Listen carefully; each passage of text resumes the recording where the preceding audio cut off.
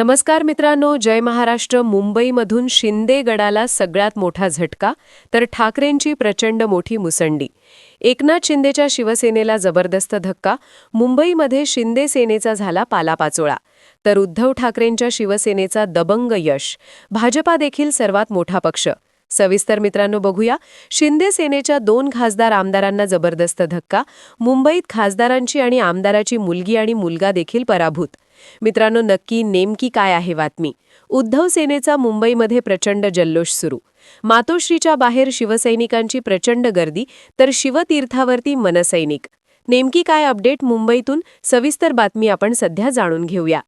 मित्रांनो, मुंबईचे जसजसे निकाल पुढे पुढे जाऊ लागले तसतसे मुंबईमध्ये प्रचंड यश उद्धव ठाकरेंच्या शिवसेनेला आणि मनसेला मिळू लागलं आहे. त्याच प्रकारे काटेकी टक्कर मुंबईमध्ये सध्या होऊ लागली आहे. भारतीय जनता पार्टी आणि शिंदे विरोधात ठाकरे यांची काटेकी टक्कर मुंबईत जबरदस्त प्रमाणामध्ये सुरू असल्याचं सध्या दिसतंय.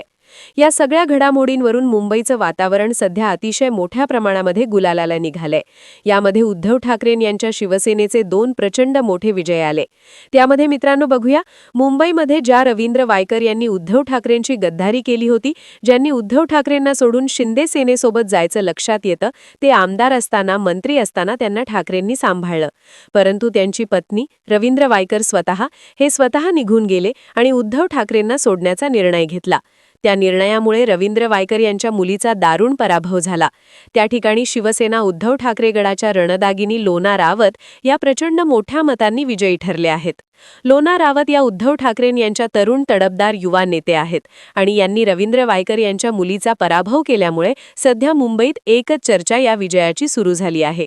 शिंदे सेनेचे उमेदवार माहीममधून असलेले सदा सरवणकर आमदार यांचा मुलगा देखील समाधान सरवणकर याचा दारुण पराभव झाला आहे. समाधान सरवणकर हे दादर या भागातून निवडणूक लढवतात. दादर हा ठाकरे यांचा पहिल्यापासूनचा बालेकिल्ला. मात्र या भागातच सदा सरवणकर यांचा पराभव झाल्यामुळे उद्धव ठाकरे यांचं हे मोठं यश मुंबई महापालिकेत म्हणावं लागेल. त्यामुळे आमदार आणि खासदार आणि मंत्री या दोघांच्या मुलांना मात्र मुंबईकरांनी नाकारला असून उद्धव ठाकरेंना मुंबईकरांनी साथ दिल्याचं या निवडणुकांवरून आपल्या सगळ्यांना जाणवतंय.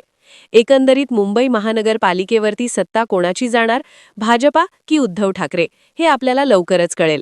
मात्र सध्या तरी भाजपा लीडवरती असली तरी उद्धव ठाकरे आणि भाजपमध्ये काटेकी टक्कर आपल्याला आगामी काही काळामध्ये पाहायला मिळेल. उद्धव ठाकरे देखील मुंबईमध्ये चांगली झुंज दिल्याचं चित्र मुंबईत सध्या प्रथमदर्शनी जाणवतंय. मित्रांनो, मुंबई महापालिकेत उद्धव ठाकरेंची सत्ता येणार का भाजपची? नक्कीच यावरती प्रतिक्रिया द्या. आमदार आणि खासदारांचा पराभव झाला, हे ठाकरे सेनेचं मोठं यश म्हणावं लागेल का? नक्कीच आपल्या प्रतिक्रिया द्या. इतना भी गुमान ना कर अपनी जीत पर बेखबर. इतना भी गुमान ना कर अपनी जीत पर बेखबर. शहर में तेरी जीत से ज्यादा चर्चे तो मेरी हार के है. ठाकरे संपले नाही, ठाकरे संपत नसतात, हे सांगणारा हा निकाल. सत्ता गेली, महापौर गेला. दिवसभर आपल्या विजयाचा गुलाल उधळणाऱ्या भाजपला रात्र होताना गुलाल पुसायला लागतो का, असं चित्र तयार झालं होतं. जगातल्या सगळ्यात मोठ्या पक्षाला, या पक्षाच्या यंत्रणेला, या पक्षाच्या मनी आणि मसल पॉवरला ठाकरेंनी घाम फोडला. पराभव झाला. पण भाजपचं बहुमत फक्त 4 जागांचं आहे. ज्या एकनाथ शिंदेंकडे निवडणुकीपूर्वी शिवसेनेतून फुटलेल्या 53 स्टँडिंग नगरसेवकांचं बळ होतं, त्या शिंदेंचा आकडा 29 पर्यंत आला. सर्व यंत्रणा उधळून लावत ठाकरे अडखळले. अगदी वेशीवर रोखण्यात भाजपला यश आलं. पण ठाकरे संपले नाहीत, ठाकरे संपणारे नाहीत, हाच सांगणारा हा निकाल. आपण का म्हणतोय समजून घेऊया या व्हिडिओतून. सुरुवात करूया ती आकड्यांच्या लॉजिकवरनं. 2017 शिवसेना विरुद्ध भाजप विरुद्ध काँग्रेस विरुद्ध मनसे असा सामना मुंबई महापालिकेत झाला होता.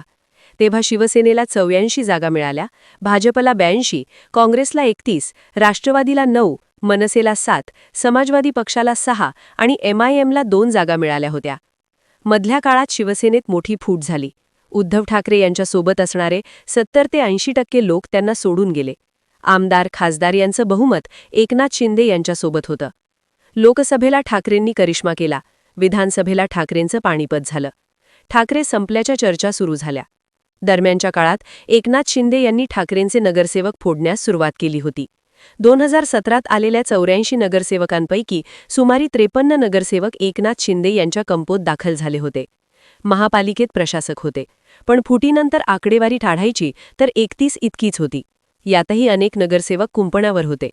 फुटीनंतर भाजप शिंदेसेना यांचे एकत्रित बळ 82+53 असं 135 इतकं झालं होतं.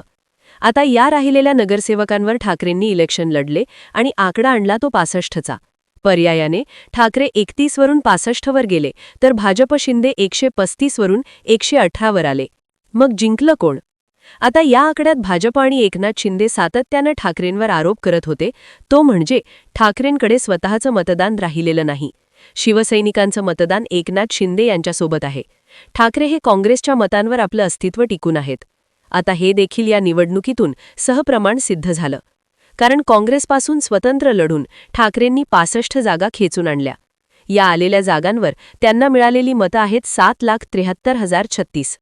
तर जे एकनाथ शिंदे आमची शिवसेना खरी हे सांगू पाहतात, त्यांना मुंबईत मिळालेली मतं आहेत 2,73,326. एकूण विजयी उमेदवारांना मिळालेल्या मतांची टक्केवारी सांगायची तर ठाकरेंना आहेत 27.52% मतं, तर शिंदेंच्या शिवसेनेला आहेत 10.48% मतं. काँग्रेसला सोबत घेऊन लढताना काँग्रेसची मतं ठाकरेंना मिळतात, मुस्लिम मतं मिळतात. ठाकरेंचं स्वतःचं असं राजकीय अस्तित्व नाही असं म्हणणाऱ्यांना ही आकडेवारी सणसणीत चपराकच आहे असं म्हणावं लागतं.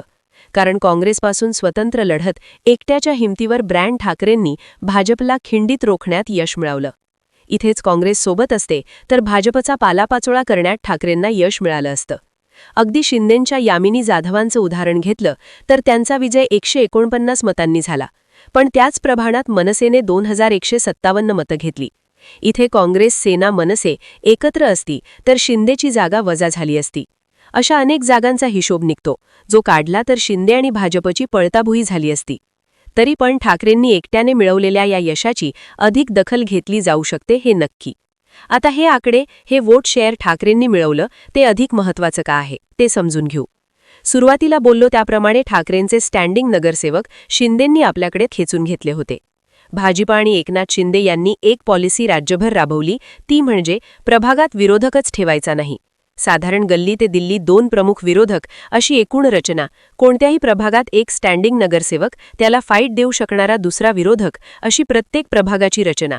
भाजपने पहिल्या फॅक्टरवर फाईट दिली, ती प्रभाग रचनेलाच. राज्यात सत्ता असल्याने भाजपने आपल्या पद्धतीने प्रभाग रचना तयार केली. नेमकी कशी? तर एखाद्या मतदारसंघात मराठी मतं किंवा ठाकरेंच्या बाजूची मतं जास्त असतील तर वेगवेगळ्या प्रभागात फोडून टाकणं. आपल्या सोयीची प्रभाग रचना झाल्यामुळे हक्काचे मतदार विखुरले गेले. त्यानंतर भाजपने दुसरी महत्त्वाची फिल्डिंग लावली, ती म्हणजे प्रमुख विरोधकच आपल्याकडे खेचून घेण्याची पॉलिसी. राज्यभर अनेक ठिकाणी बिनविरोधा निवडणुका झाल्या. बिनविरोधाचं सूत्र काय होतं?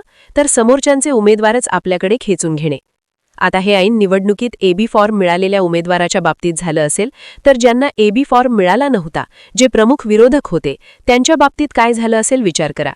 एका प्रभागातले 2, 3, 4 ताकद असणारे इलेक्शन लढू शकणारे उमेदवार भाजपकडेच होते. ठाकरेंना ताकद असणारा उमेदवारच मिळणार नाही याची संपूर्ण यंत्रणा भाजप आणि शिंदेंनी लावली होती. पर्यायाने एबी फॉर्म वाटायची वेळ आली तेव्हा 8व्या, 9व्या, 10व्या नंबरचा माणूस ठाकरेंना शोधावा लागत होता. बरं, तो शोधला तरी विधानसभेच्या सभापतींना देखील रस्त्यावर उतरून गल्लीबोळात शिरून अर्ज माघारी घेण्याची विनवणी करावी लागत होती. आपलं राजकारण पणाला लावावं लागत होतं, हे उभ्या महाराष्ट्राने पाहिलंच आहे.